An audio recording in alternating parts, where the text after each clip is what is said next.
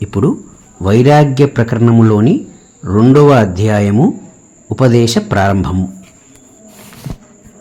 అరిష్టనేమి రాజు వాల్మీకి ఆశ్రమంలో ప్రవేశించాడు. అక్కడి ప్రదేశమంతా పవిత్రతతో, ప్రశాంతతతో ఆనందమయమై ఉన్నది. ముని కుమారులు మధురంగా సామగానం చేస్తున్నారు. మరికొందరు రామ అవతార కథ ఆనందంగా చెప్పుకుంటున్నారు. చల్లగా వీచే పిల్లగాలులు జీవులకు భక్తి, జ్ఞాన, వైరాగ్యములను గుర్తు చేయుచున్నట్లున్నాయి. విశాల వృక్షములు మధుర శబ్దములను వినిపింపజేస్తున్నాయి.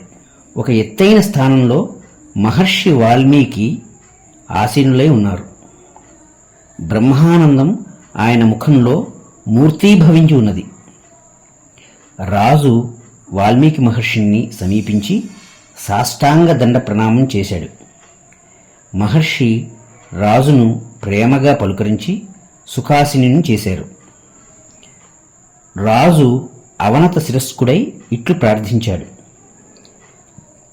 హే వాల్మీకి మహర్షి, నేను సంసారబద్ధుడనై అనేక దుఃఖ పరంపరలను అనుభవిస్తున్నాను. నేటికి ఈ దేవదూత దయవలన మీ దర్శనం లభించింది. ఎంతటి సుదినం తండ్రి! మీరు రామాయణం రచించి లోకమునకు మహోపకారం చేశారు. అయితే నాదొక సందేహం. ఎట్టి విచారణచే రాముడు మొదలైన వారు దుర్భరమైన ఈ సంసార సాగరాన్ని అవలీలగా దాటివేశారు. నాకు ఆ విషయం చెప్ప ప్రార్థిస్తున్నాను. మీ ప్రవచనముచే నన్ను పవిత్రుణ్ణి చేయండి. అప్పుడు వాల్మీకి మహర్షి ఇది విని ఒక్క క్షణం మౌనం వహించారు. తనను ఆశ్రయించవచ్చిన శిష్యుని పూర్వాపరాలు సంపూర్ణంగా గ్రహించారు. ఇతడు వివేక దృష్టితో నిత్య అనిత్యములను పరిశీలించాలనుకుంటున్నాడు. కనుక ఉత్తర రామాయణం అనగా యోగవాసిష్టం వినటానికి ఇతడు తగినవాడు. లోక కళ్యాణం కొరకు జ్ఞానార్థులైన జనులపై నాకు గల అవ్యాజమైన ప్రేమచే వశిష్ఠరామ సంవాద రూపమైన వాసిష్ఠ రామాయణం ఇతనికి బోధించెదనుగాక అని సంకల్పించారు. అప్పుడు ఆయన ఒక్కసారి ఆత్మవస్తువును ధ్యానం చేశారు.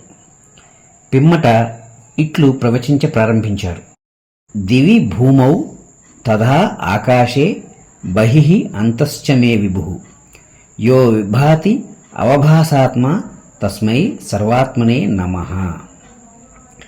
స్వస్వరూపభూతుడు, స్వప్రకాశరూపుడు అయిన ఏ పరమాత్మ స్వర్గంలోనూ, భూలోకంలోనూ, ఆకాశంలోనూ, బయట, లోపల కూడా నానావిధ రూపములందు ఏకస్థుడై ప్రకాశిస్తున్నాడో అట్టి సర్వస్వరూపుడగు పరబ్రహ్మమునకు నమస్కరిస్తున్నాను. శృణురాజన్ ప్రవక్ష్యామి రామాయణం అఖండితం శ్రుత్వా అవధార్య యత్నేన జీవన్ముక్తో భవిష్యసి. ఓ రాజా, జీవుని యొక్క అఖండత్వాన్ని ప్రతిపాదిస్తున్న మహారామాయణము చెప్పుచున్నాను. ఇది శ్రద్ధగా, ప్రయత్నపూర్వకంగా విని అవగతం చేసుకున్నావా? నీవు ఇప్పుడే జీవన్ముక్తత్వము పొందగలవు. ఈ ఆత్మవిచారణ వినటానికి కేవలం అజ్ఞాని అనగా నేను ఈ దేహమును అను దేహాత్మ బుద్ధి కావాడు తగినవాడు కాలేకపోతున్నాడు.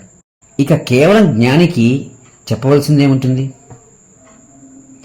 ఎవరైతే నేను బద్ధుణ్ణి, ఈ దృశ్యములోని అవాస్తవత్వం నన్ను ముగ్ధుణ్ణి చేస్తోంది, ఎట్లాగైనా సరే ఆత్మజ్ఞానం పొంది ముక్తుడను కావాలి అనే తీవ్ర ఇచ్ఛ కలిగి ఉంటారో అట్టివారు అందరూ కూడా ఈ బోధ వినటానికి తగినవారే.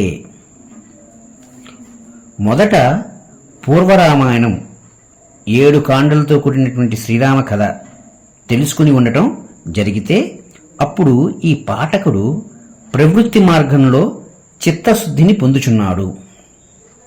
ఇలా శుద్ధి నొందిన చిత్తము స్వయంగా అకృత్రిమంగా సులభంగా జ్ఞానం పొందటానికి అభిముఖమవుతోంది. అప్పుడు ఈ వశిష్ఠ రామ సంవాద రూపమైన 6 ప్రకరణములతో కూడిన అఖండ రామాయణం విచారిస్తే ద్విగుణీకృతమైన ప్రయోజనం సిద్ధించగలదు. ఇది నివృత్తి మార్గంలో తప్పక మోక్షం ప్రసాదించగలదు.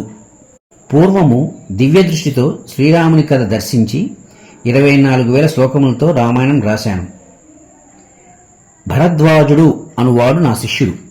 మహామేధావి, బుద్ధిమంతుడు, ఏకసంథాగ్రాహి, వినయము కలవాడు.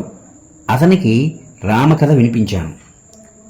ఒకసారి ఆ భరద్వాజుడు ఆ కథంతా మేరు పర్వతంపై భగవంతుడగు బ్రహ్మదేవునికి వినిపించాడు.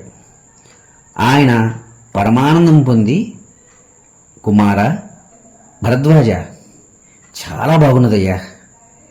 రామచంద్రుని కథ లోకమునకు కళ్యాణం కలగజేస్తుంది. నాకు ఈ కథ వినిపించినందుకు ఏదైనా ఒక వరం కోరుకో అని ఆశీర్వాదపూర్వకంగా పలికారు. బ్రహ్మదేవుడు పలికిన ఆ పలుకులకి భరద్వాజుడు, తండ్రి, ఈ జనుల దుఃఖములకు అంతూ పొంతూ ఉండటం లేదు. దేని వలన జనులు దుఃఖ విముక్తులవుతారో దాని గురించి చెప్పండి అని వేడుకున్నాడు.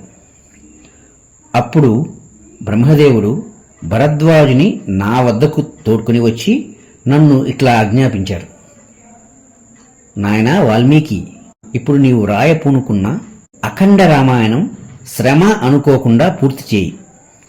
7 కాండలు మధురంగా రాశావు.